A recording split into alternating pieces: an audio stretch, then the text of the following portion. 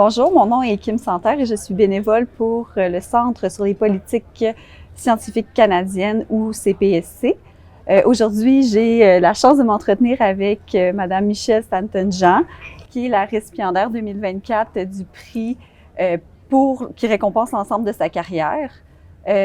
Madame Stanton-Jean s'est intéressée à différents sujets en lien avec les politiques publiques.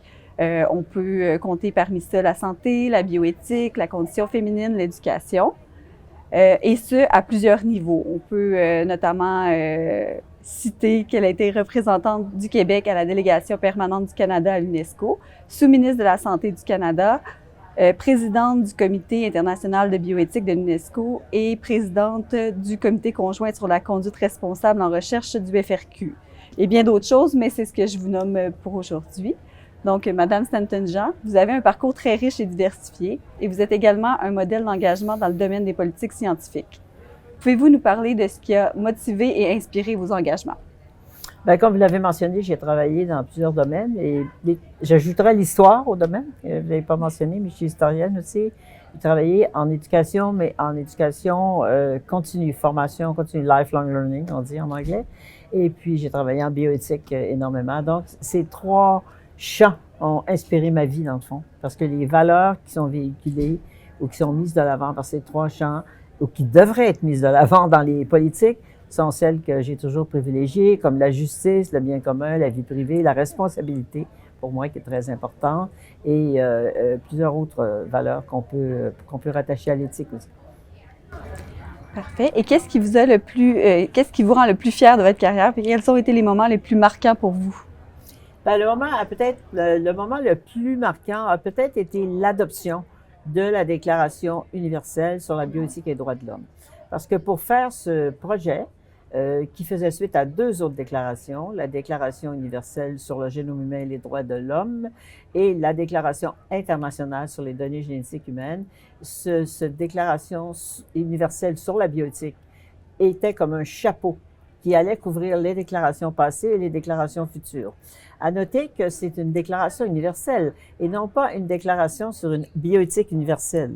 Donc, c'est aussi une déclaration où un des principes on dit qu'on doit prendre en compte et s'adapter aux cultures des différents pays, parmi les 190 qui sont membres de l'UNESCO.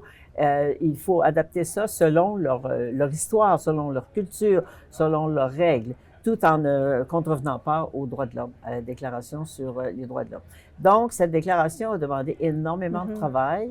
On l'a élaborée avec un comité composé de 36 pays différents et de professions différentes qui ont finalement travaillé ensemble pour arriver à ce qu'un des grands bioéthiciens, Gilbert Ottawa, appelait des compromis pragmatiques. C'est-à-dire qu'il n'est pas nécessaire que chaque pays accepte, par exemple, un principe de bien commun en disant « ça va être ça dans mon pays », mais le pays est capable de dire « on va l'accepter au point de vue de tous les pays réunis ici, mais on va le prendre selon nos formulations et notre langage et notre culture, etc. » Donc, je pense que de faire adopter ça en 2005 par l'ensemble des pays a été pour moi quelque chose de super intéressant et enthousiasmant. Oui, puis c'est déjà un travail interdisciplinaire, multidisciplinaire. Oui, tout à fait interdisciplinaire, parce que dans le comité, il y avait, comme je le dis, 36 professions différentes. Il y avait aussi bien des médecins, des généticiens, des philosophes, des sociologues, etc.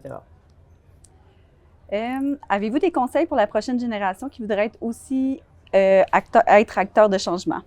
Oui, lorsque j'ai reçu au mois de juin dernier un doctorat honorifique, j'ai essayé justement de parler aux jeunes qui étaient dans l'assistance, qui avaient réussi leur maîtrise ou leur doctorat, etc., et de leur dire, dans la vie, suivez vos rêves, fixez-vous des objectifs en fonction, identifiez aussi vos valeurs lorsque vous êtes assez jeune, pour ne pas dire à 60 ans, par exemple, ben c'est pas vraiment ce que j'aurais voulu faire dans la vie. Donc, essayez de travailler dans des secteurs où vous pourrez travailler sur vos fondements, les fondements que sont vos valeurs. Et ça, c'est très, très important. Parce que, évidemment, si évidemment on a le loisir de pouvoir choisir, d'essayer de choisir, par exemple, des emplois qui vont avec nos valeurs. Parce que moi, par exemple, des fois, on m'a offert des postes où C'était bien, mais ça ne marchait pas bien avec mes valeurs. Donc, à ce moment-là, j'ai dit non, c'est pas vraiment ce qui m'intéresse. Alors, il faut poursuivre ses rêves. Il faut admettre que dans la vie, on fait des erreurs. On en fait tous. Mais il faut être capable de les analyser et de voir ce qui a fonctionné, ce qui n'a pas fonctionné et d'avancer comme ça. Ça, c'est très important. Il faut aussi, comme je dis toujours, essayer de se créer des bons réseaux d'amis, d'avoir des bons amis pour être qu'eux-mêmes aient un esprit critique face à ce qu'on fait et soient capables aussi de nous reprendre et de nous dire ah, bon, moi, je n'irai pas de ce côté-là, j'irai de celui-là. Donc, c'est très important un peu de savoir ce qu'on fait. Oui, merci. Et que représente pour vous l'obtention du prix qui vous a été remis par le CPSC, mettant en lumière l'ensemble de votre carrière hier? Bien, je dois dire, comme j'ai dit, que je suis très honorée de recevoir ce prix-là, auquel je ne m'attendais pas. Et donc, je trouve que la conférence fait un excellent travail pour réunir des chercheurs, pour leur parler de la science ouverte, pour leur parler de la science partagée, pour leur dire de communiquer avec le public aussi, d'inclure la participation citoyenne dans leurs actions, afin que les citoyens comprennent ce que les chercheurs font. Et aussi, d'augmenter la relation entre les décideurs, les politiciens, les hauts fonctionnaires et les chercheurs. Ça, c'est un défi énorme parce que très souvent, le politicien, évidemment, fait de la politique, donc défend des choses parfois où le chercheur va dire ben, je crois que c'est peut-être pas la chose qu'il faut faire ou c'est peut-être préférable de le faire comme ceci ou de le faire comme ça. Donc, cette connivence, on peut dire, si on peut l'établir entre les chercheurs et les décideurs, c'est extrêmement important et c'est aussi difficile. Mais il y a des beaux programmes qui sont mentionnés ici. Il y a des discussions là-dessus pour comment on peut travailler cette relation entre les chercheurs et les décideurs.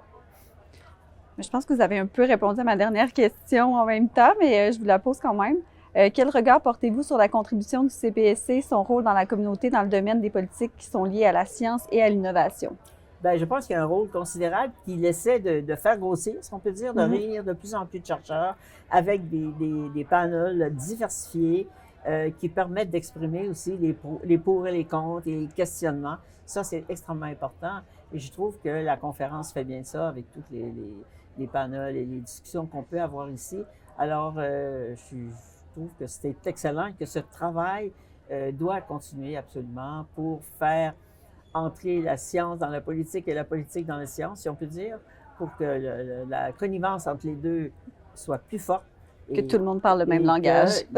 Et aussi, on a parlé beaucoup de vulgarisation, de faire comprendre le langage scientifique à la population, que les chercheurs s'impliquent aussi dans des groupes avec la communauté et que cela soit reconnu dans leur évaluation. Actuellement, les publications sont reconnues, mais souvent, leur implication dans la communauté, leur participation à des conférences comme celle-ci, ils n'ont pas vraiment de reconnaissance là-dessus. Alors, je pense que ça, il faut travailler là-dessus aussi. Bon, bien, un immense merci, Madame Stanton-Jean. C'était un plaisir de discuter avec vous. Merci beaucoup.